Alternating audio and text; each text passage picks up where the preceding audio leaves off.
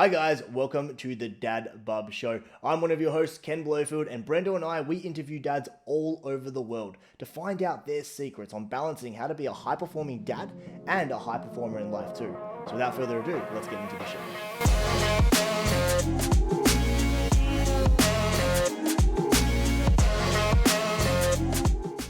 All right, ladies and gentlemen, welcome back to the DadBub Show. We are your hosts, Kent and Brendo, and today we have someone who is a great friend of mine, Steve Papps. Now, you guys would probably know now, Brendo and I, we love the fitness industry. It's where we started, it's where we met, and it's what binds us together so strongly in raising our children to be health-focused, fitness-focused, but also be mighty strong humans too. So today I have a real treat. And my friend Steve Papps, who, like Brendo and I, got his legs both literally and metaphorically from the gym. This is where he found his entrepreneurial spirit and where his journey to become now a world-renowned entrepreneur came from. But circling back to young Steve, Steve worked in the gym as a personal trainer thinking, is this really it? Is this all the good I can do for the world? And, thinking about that, Steve knew it wasn't. And so he ventured into the unknown space of the online fitness coaching world.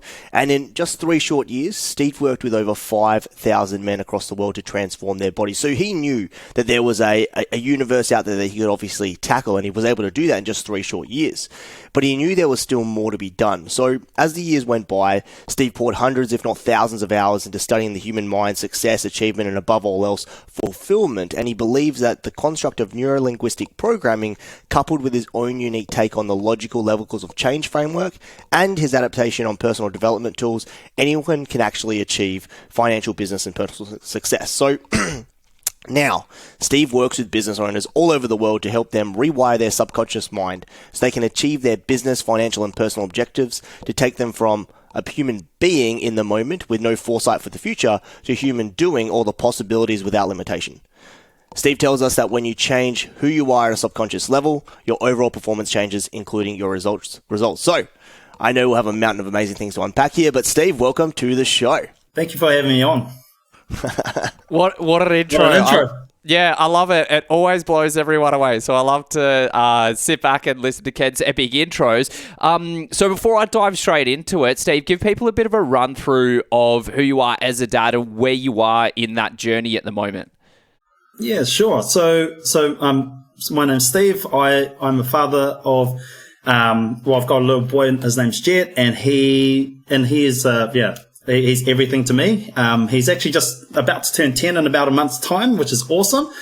And where I'm at in the journey, I can kind of take you back briefly. So it all started back in 2017. So that's when I started my entrepreneur journey online. But before then, my health journey really started back in 2012. And that's when I hit rock bottom. I went through a relationship breakup with my son's mum, and that set me into literally I just went downhill, and I packed on a ton of weight, and after through all of that, and also basically losing everything, like I was completely broke, living out of my mate's garage, I had my son with me, and he was the catalyst for me to get out of my mate's gym, my mate's garage, and also for me to essentially help the business that I was working with make 15 mil in a couple of months. And then also, basically changed my health. So I lost 35 kgs in 3.5 months. So, wow. Yeah, he's the biggest. You could say he's my why for everything. So. That's so cool, man. I love it. So you're a little bit into the journey. So you're about 10 years in, and everyone that we have on there sort of at that different stage. So I just like to establish that for everyone for context up front. So tell us a little bit about your emotional experience in uncovering of like who you needed to be to become an amazing father, which you've obviously grown into. Yeah, thanks. I think a lot of things that I've learnt was from my own childhood going through with my dad, and when we first started bodybuilding back when I was actually 19.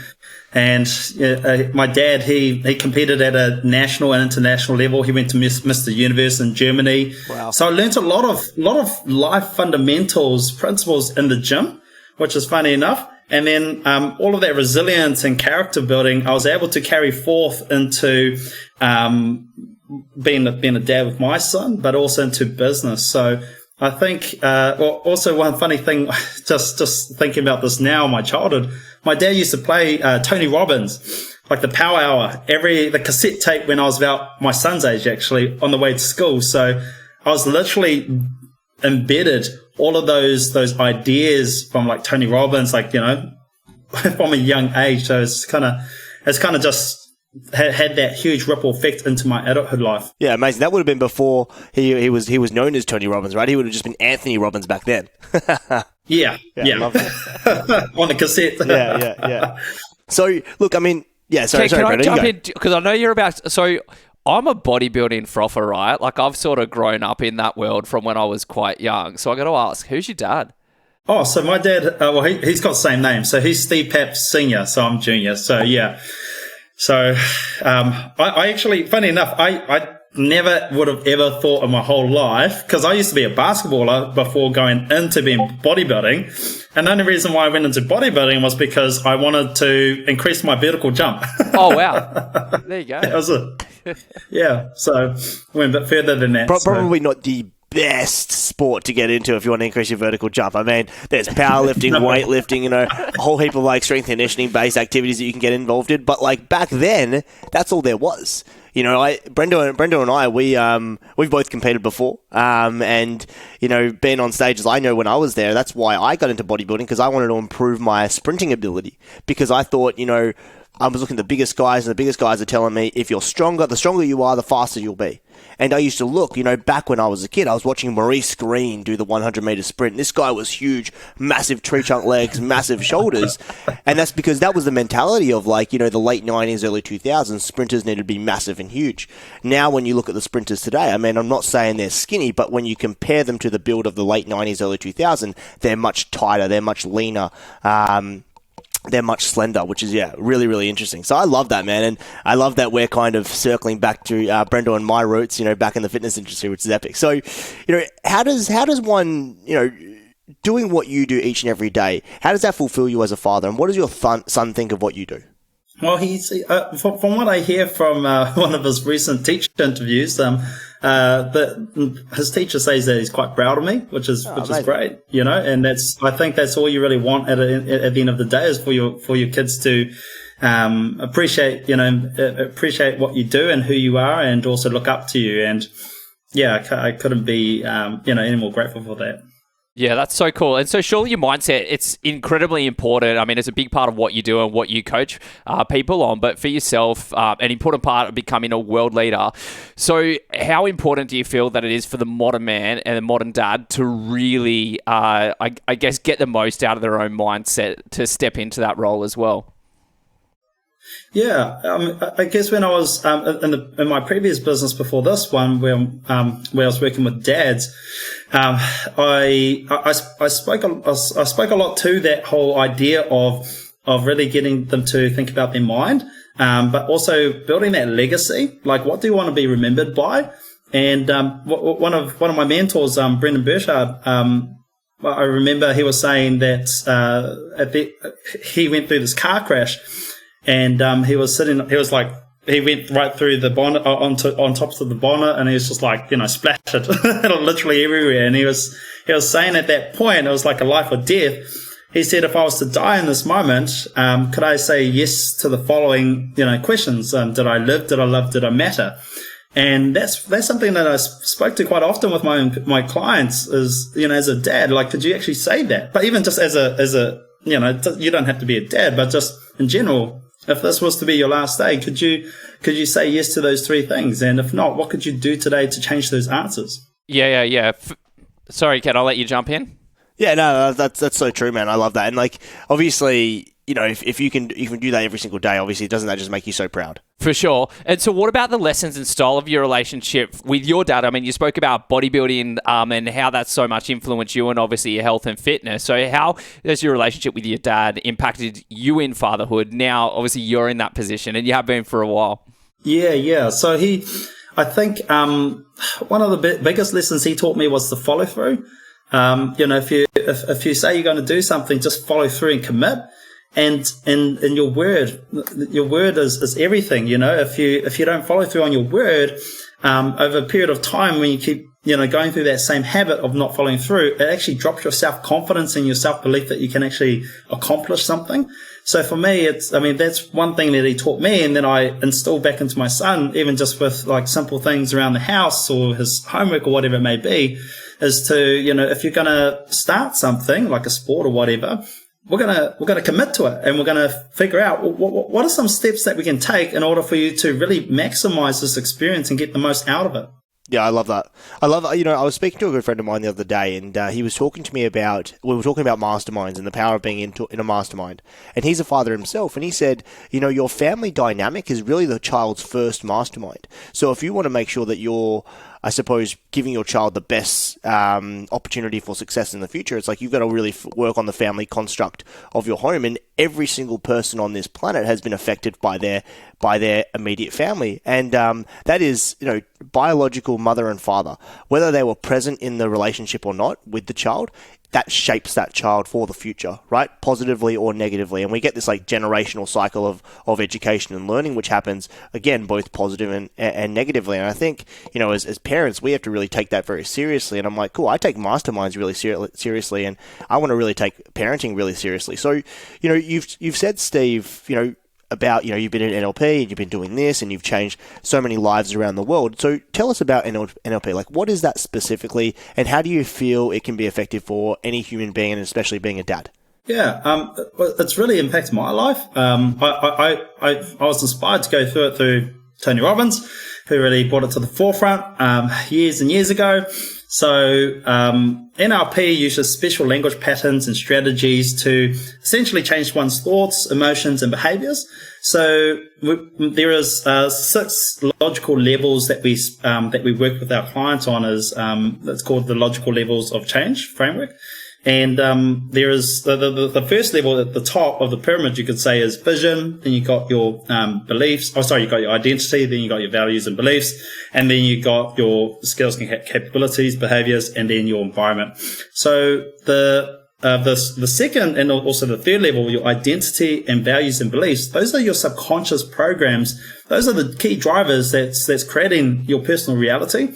And what people don't realize is that if they don't essentially change those subconscious programs, they're going to keep getting the same old results, or they'll yo-yo over a long period of time. And both of you will be able to see that like with clients that you've both worked with, especially in like the health and weight loss spaces. They'll join like an 8-week program, but because they still see themselves in terms of their identity, who they think they are at a subconscious level, if they don't shift to that person who is lean or healthy or maintains a healthy lifestyle long term, they'll always resort back to that set point, who they were before they started that journey. So NLP allows us to work with clients, or even just ourselves as well, to change those subconscious programs. And it's by far probably one of the most quickest, or if not effective, ways for someone to quickly make a huge shift in their life. That's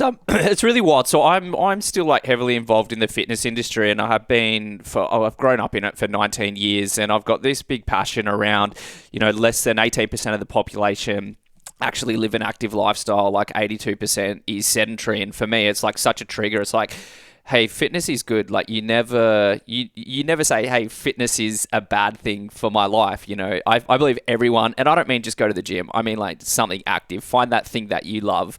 Get around a community and be active. And it's so interesting because I looked at solving this problem on a macro level. Like in Perth, there's 1.6 million. And I'm like, okay, how can we inspire those people?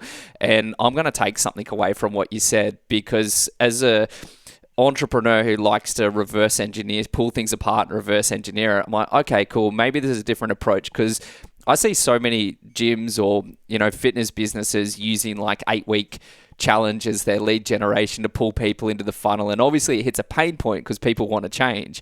But I'm like, hey, why are we not eating into that 82% more? Like what's the disconnect there? And I think that you kind of just like gave me that light bulb moment where I'm like, oh, this is a mindset thing. Like this is a self-belief thing, and this is on like a mass scale. So I'm going to I'm going to do some homework after this. You've inspired me out of this podcast already.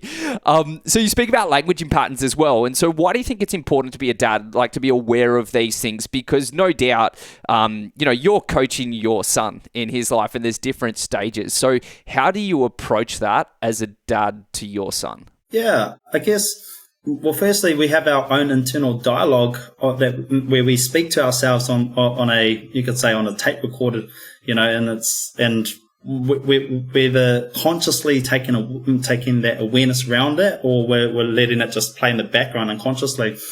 So when we get clear on what are we thinking about that's driving our actions and behaviors, then we can essentially pass that methodology or that process down to our kids to help them install those powerful thoughts, or you could say affirmations, and it's really getting them to be consciously aware of what they're thinking about and understanding that, like identity, who you think you are, it doesn't have to be who you are. Who you need to continue being long term. You can essentially become whoever you want to be, even just with a belief, and that a belief isn't true. It's only true for you at that point where you are in your life, but you can evolve your beliefs, you can evolve the values that you, in the context of life. Yeah, that's amazing.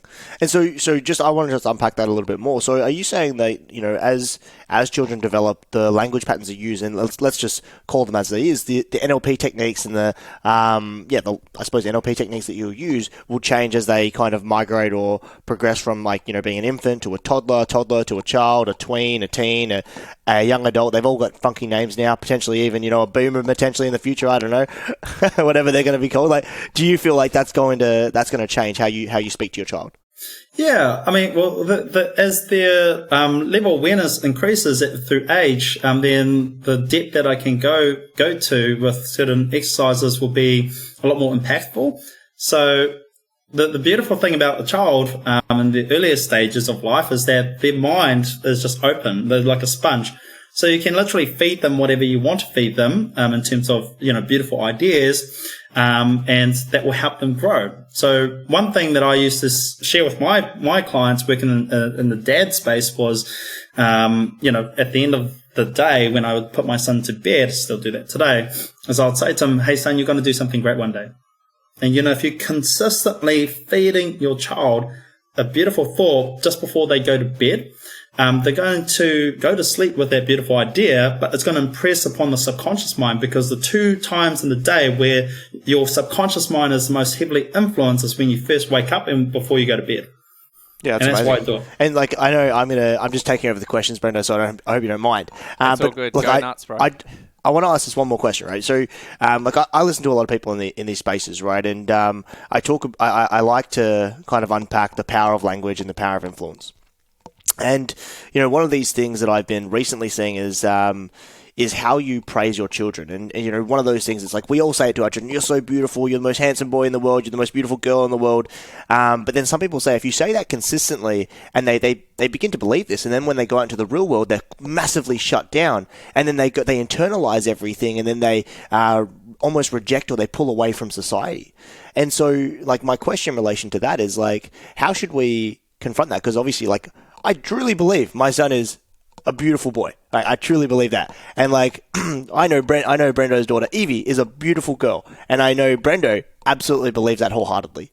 And yeah, I'm definitely one of those parents, bro. I'm like, listen, I know that every parent says this, but my girl is definitely a beautiful little baby.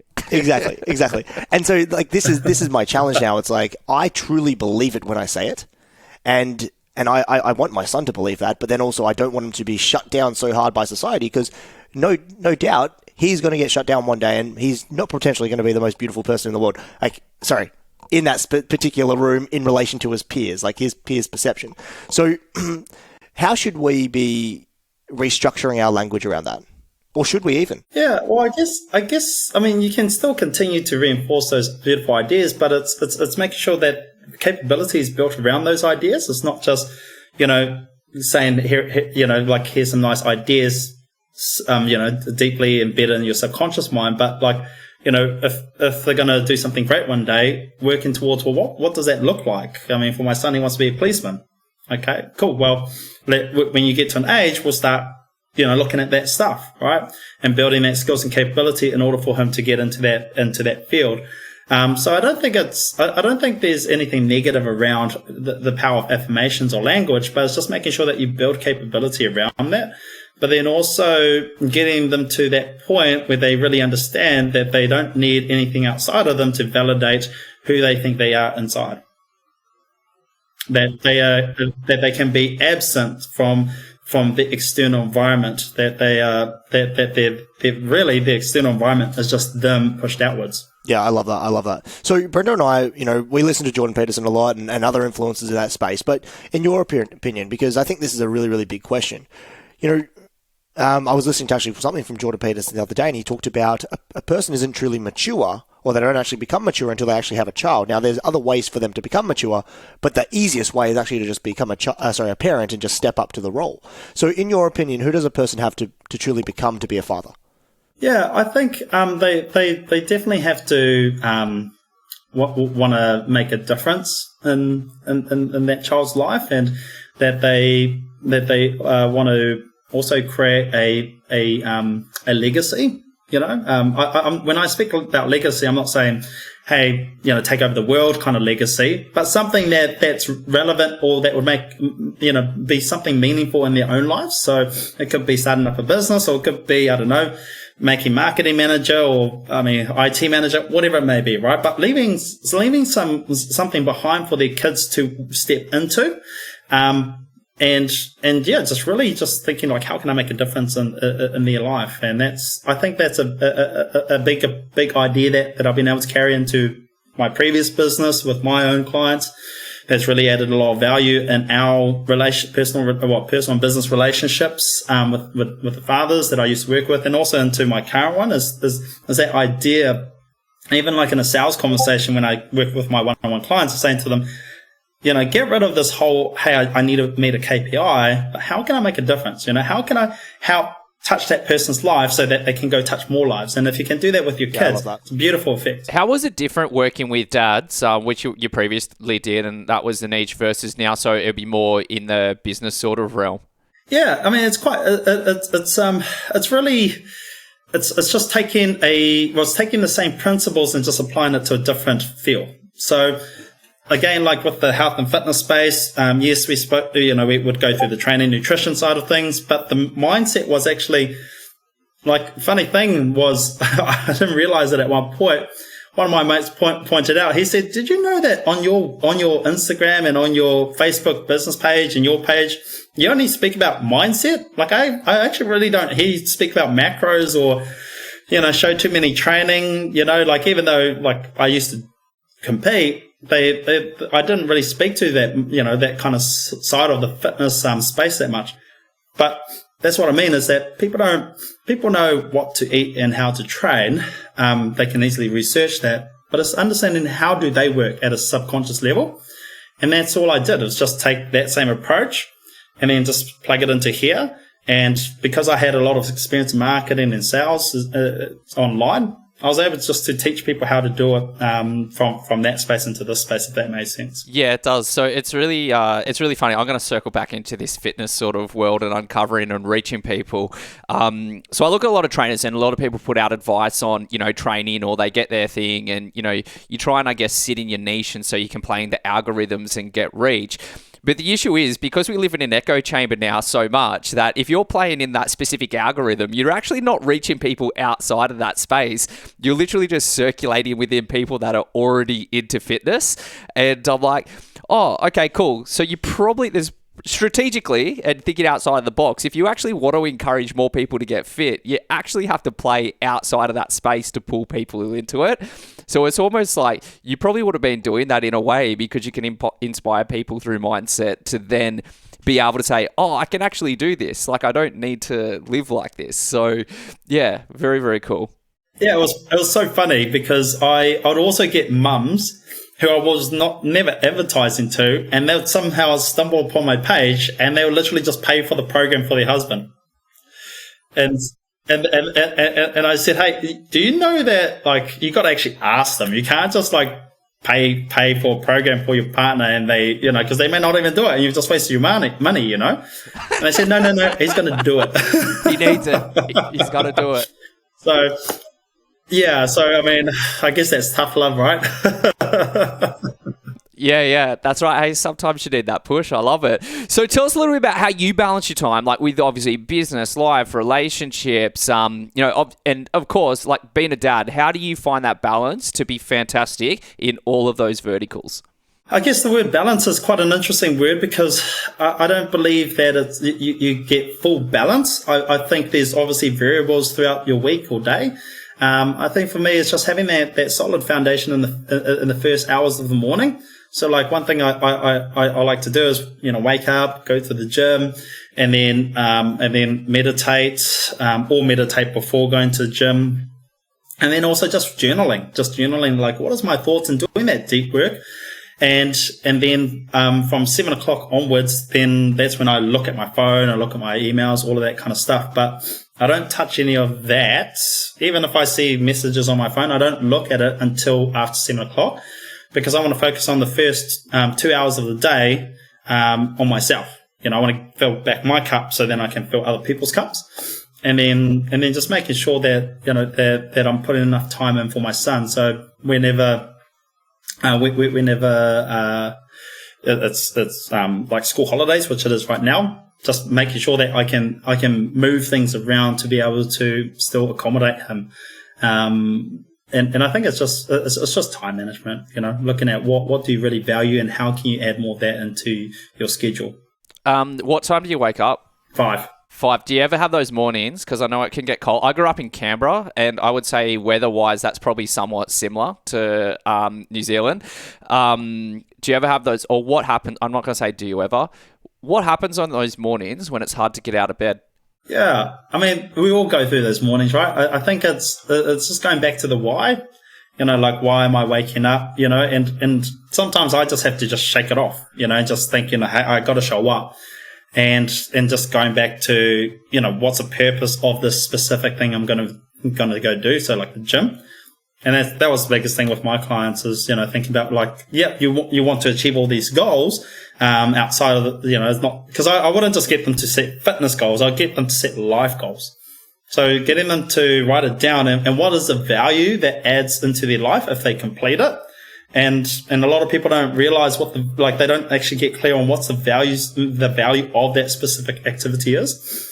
And yeah, even just if you understand what's the value of your own personal time, like I did this procrastination activity with people and I said, hey, look, if you think about how much your time is worth, how much you charge up to your clients and say it's like $100 and you're procrastinating, if I was to be very, very conservative, an hour a day, over a 5-day period, working day, it's $500 a week, right? And if you add that up over a whole year, it's just crazy. So it's just remembering those kind of things when you're going into your day.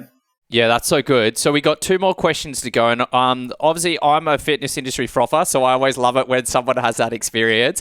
But we know being a dad, and everyone knows about the famous DadBub, Dad bod that effectively can come in and a lot of guys are cursed with. So I always like to ask all the different high-performing or business owner dads that we interview, how do you, and you already said you train, so we can get into specifics. So how do you like to take care of your health and fitness? What's your favorite style we can delve into, I guess? Of training? Yeah, I do high rep training. The reason being is because if I do like heavy compound lifts, I've done back in my bodybuilding days, I've done my back out with deadlifts like thousands of times. Maybe you all can resonate with that.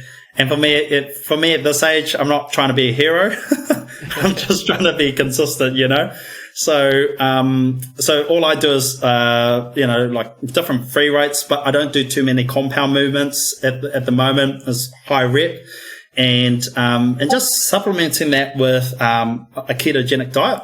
So I follow keto. That's what I used to preach, and intermittent fasting alongside of that. So I find that's very easy because it's only 2 meals a day, and it's easy to work in with a busy schedule. So that's how I kind of manage. Do you do things. the coffee?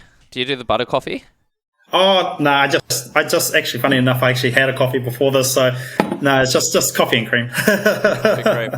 Nice. Way better in my opinion than butter. I don't know why people like the butter. People like the coconut or the MCT oil. But I know, Brendo, you're a fan of it, right? Bulletproof coffees. No. So years ago, I went through extreme dieting. So growing up in the industry, and even me, like back then, probably 16 years experience, and you'd hear so many different things of vegan and keto and macros, and I was like, hey man, I'm like, if anyone should know, I should actually know. So I went through 12 months of extreme dieting.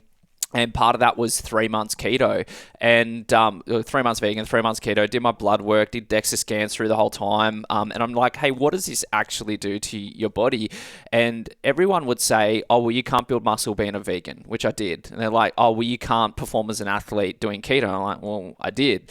And it essentially came down to consistency. And if you wanted to gain muscle, you need to stimulate muscle growth. And there was a minimum protein requirement, which is a lot lower than what people would think, I found. And then if you wanted to lose body fat, it was calorie deficit. And it was like, outside of that, go nuts, do whatever you want, live your best life. I think, and then it comes down to that mindset thing. It's that mindset to be able to show up and change your, I guess, vision of who you are, and everything else. It's like, have fun, guys. I like Brendo, so I did a few different dieting regimens out there. Of course, we all have, if we've been in the bodybuilding industry, and we've all tried many different calorie deficits. And for different comp prep, it's like, well, I like carbs, so I'm going to try this high carb approach as opposed to a low carb approach, which was very typical of the time, right, when I was competing. But I know there's one diet that I haven't tried. I mean, there's a bunch of diets. I haven't tried the pizza diet, which is like 2 slices of pizza every day. I've never tried that. But that was like popular in the early 90s or late 80s, but I want to try the carnivore diet, but I'm like, I just can't be bothered. Like, it's too cold. I like hot food, and but I don't mind. I wouldn't mind trying it. Have you tried it, Steve? No, I haven't tried that one yet. No, the raw liver, the raw brain, the raw testes. No. Well, Brendo and I, we'll do an episode one day where dads will sit down and we'll have raw testicles together, all right? Real manly things. Now, hey guys, if you're tuning into the DadBub show and you're like, what the fuck are they talking about? This is fucking weird. They're talking about eating testicles. Go Google the carnivore diet. It's not too weird. It's just a little bit interesting. So Liver King. Liver King. There is one question we always like to close this podcast with, and it's an interesting question. Hopefully, it'll make you think. But what is one question no one has ever asked you, Steve? Either around being a dad, generating wealth, running a business, balancing time. That you secretly wish someone has asked you. Oh, that's a good question in itself. Question. I guess. How will you know when you've done enough? Let me be the first one to ask you.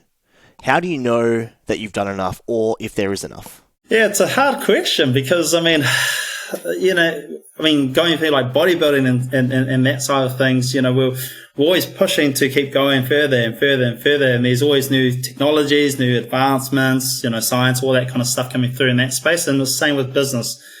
So I think for me, it's just getting to the end point of life and just looking back, like the legacy I was speaking to before, and just saying, can I ask myself those 3 questions? And, did I live, did I love, did I matter?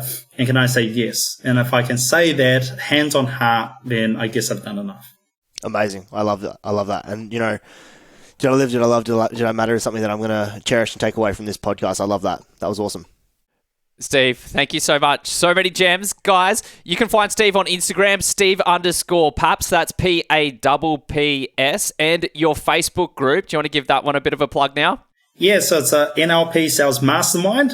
All you need to do is just look that up, and you'll be able to find me there. Or just look me up on Facebook, and I'll be able to direct you into it. Amazing, good. Steve. Now, I just want to give you a slight little plug there, because you've obviously given us so much of your beautiful time. And so Steve helps people, really actually helps salespeople close more deals, and without the pushy kind of salesy techniques that you hear most sleazy salespeople kind of preach. And he uses NLP to help people overcome their, internal dialogue and their external dialogue, and move them from an internal, just to a person that wants to make change, and obviously helps other people kind of do that too. So definitely check out his free Facebook group. That's facebook.com/groups/NLP Sales Mastermind. Thanks, my man. Steve, can I ask you one more question now? And I know that this is going to make it drag on. Do you only help sales guys now? Well, it's business, so any business really. So they like what Ken was saying, we use NLP to help them make those internal shifts, and then we teach them how to use NLP to influence their prospects to essentially get them over the line. So, and then we step into digital marketing afterwards as well. So we worked with any business really. So I've worked with local governments, through different big agencies. So yeah. Awesome. Amazing. That's so good. Right, Thank you so much, Steve. Beautiful. Thank you. See you next time. Catch up. That's it from us on this episode on the DadBub Show. If you want to find out a little bit more about us, head on over to www.dadbub.com. Until next time, see you next week.